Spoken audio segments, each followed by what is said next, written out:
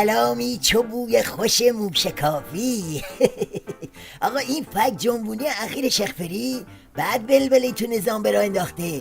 این حسن فرفره حرف اول آخرش این بود که آقا جون من رأی آوردم، مأموریتم هم زهر خوروندن به علی گداست، کوتا بیام نیستم، بی زهر هرگز.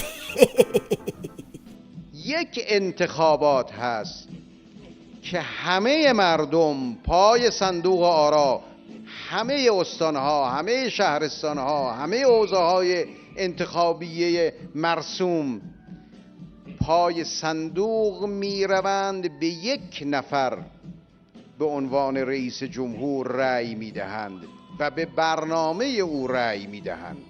اما در این انتخابات بین نفر اول انتخابات و نفر دوم 13 میلیون اختلاف رأی بوده.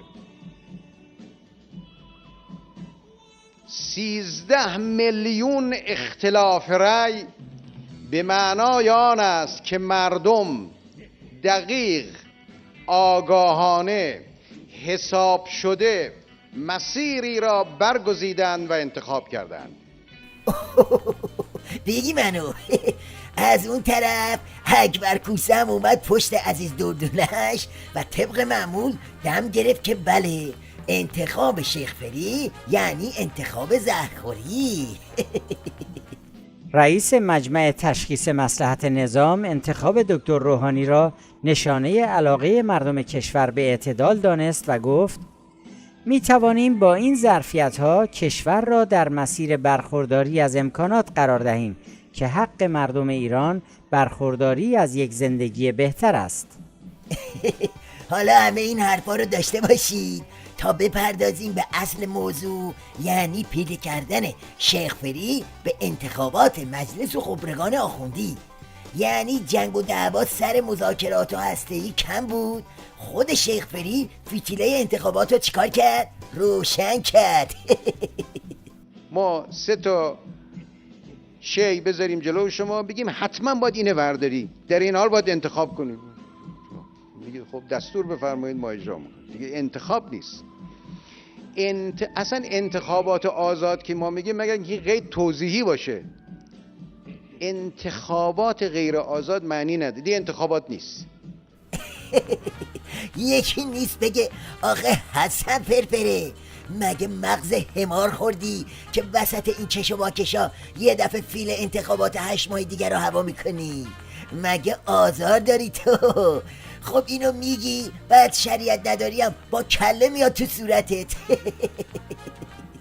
بلا فاصله بعد از اظهارات آقای روحانی این بخش از سخنان ایشان که انتخابات غیر آزاد معنا ندارد به تیتر اول خبرگزاری‌های خارجی نظیر دویچه وله، BBC، رادیو آمریکا و غیره تبدیل شد و این تفسیر را در پی داشت که سلامت انتخابات پیش روی در ایران مورد تردید رئیس جمهور این کشور است. اصل قضیه اینه که آقا این از این شاخ به اون شاخ پریدن ها اصلا دست شیخ فری نیست ها. نه نیست. بدبختی های نظام ولایت طوری به هم گره خورده که دست رو هر کدومشون بذارن باقی مصیبت ها هم بیرون میزنن.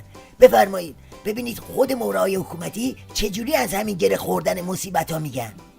گره امنیت انتخابات به مذاکرات.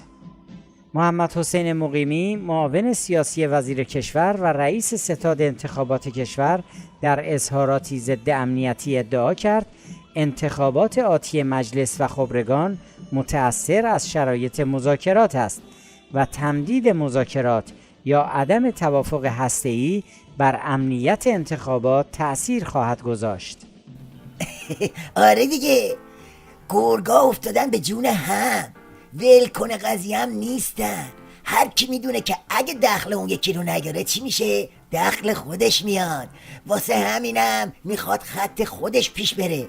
اگه مذاکره پیش بره و زهر راهی حلقوم علی گدا بشه انتخابات بعدی هم نقد میشه تو جیب کی؟ کوسه و شیخ فری. عکس قضیه هم صادقه. اما بالا دست همه اینا یه دست دیگه هم هست که جای جاش خفت دلواپس و دلارامو میگیره و همه شونو پرد میکنه تو خاک روبه.